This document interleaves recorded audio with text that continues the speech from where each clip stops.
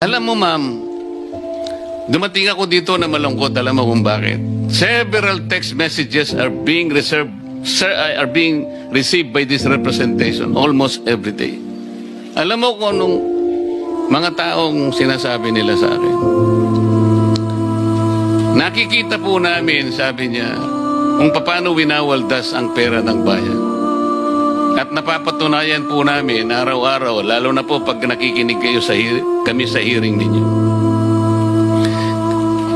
Kami po pawis, dugo ang puhunan namin dito. Lalong-lalo na po kami na nasa mababa lang ang kalagayan. Pinipilit naming magbayad ng buwis.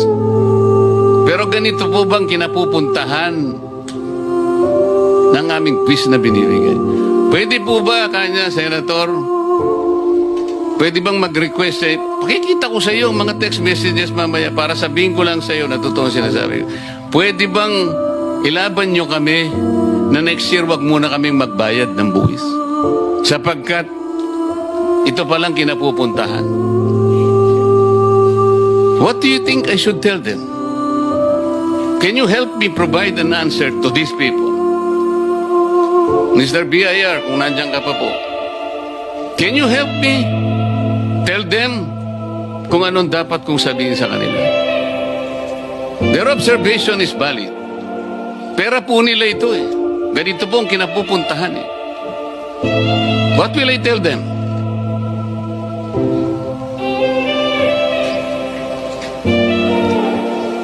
Yes, ma'am. Baka gusto mo sumagot. Tama po kayo, Your Honor. No, I'm asking you to help me. Yes po. What will I tell them? Alam mo, gusto ko sabihin sa kanila, mga kababayan, alam ko pong malungkot kayo. Alam ko pong nagdaramdam kayo. Masakit po ang loob nyo.